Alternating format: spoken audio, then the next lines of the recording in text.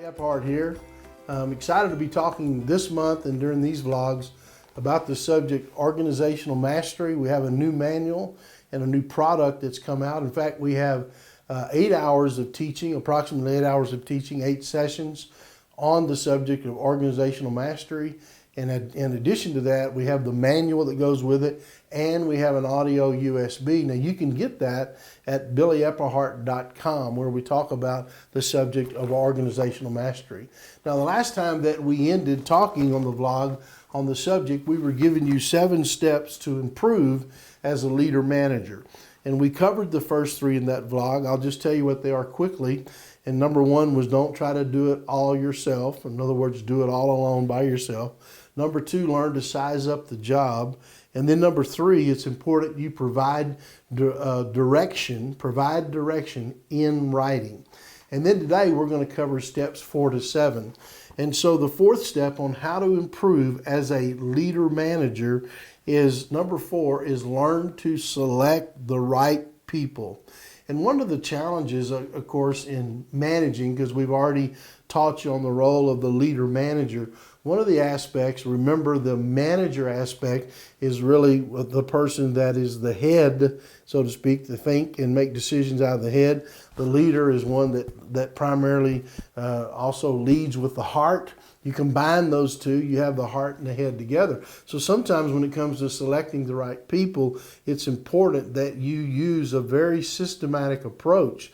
An example would be learning to get a personality profile on individuals, and then learning how to do interview questions properly, learning how to check references properly. All those things help to select the right people.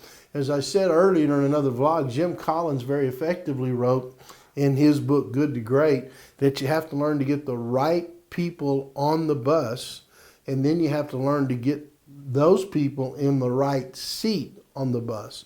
So one of the keys is learning to select the right people and use good tools to help you to be able to do that. And then number 5, the 5th step to improving as a leader manager is establish a core dialogue schedule. Now, I think this is a key piece.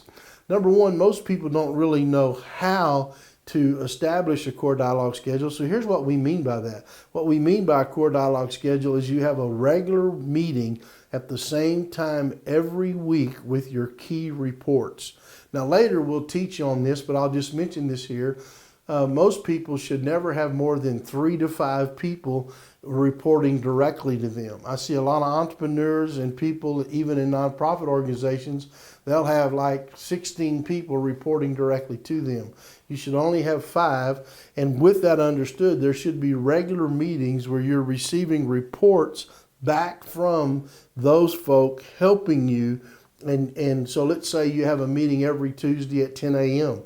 That would be what we call a core dialogue schedule, and then having that team report to you in a certain way, which we'll teach you later about. Number 6 is learn to spend time in training. And I think one of the greatest gaps that happens in organizations and businesses is, for example, someone who's new to the organization or business. We don't spend time in what we call onboarding them. In other words, bringing them on board and bringing them up to speed. And it helps efficiency. It helps get them into their position much quicker when you onboard them through training them to the job that they need to do. Then there needs to be ongoing training for current people that are working with you in this process.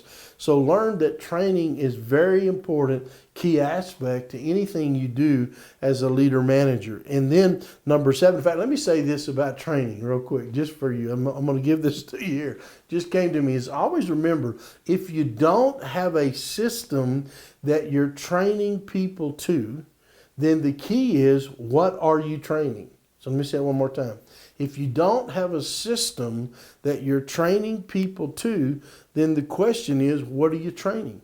And so I hear people, they teach on leadership, they teaching on whatever, but they're doing it in a vacuum. They're not doing it connected to what the company, the business, or the organization is trying to accomplish. So there needs to be systems in place. And then number 7 is learn to use people wisely.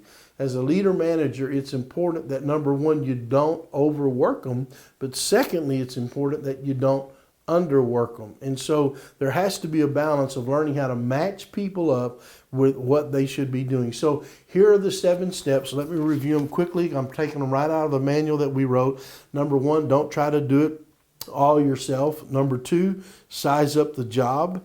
Number 3, provide direction in writing.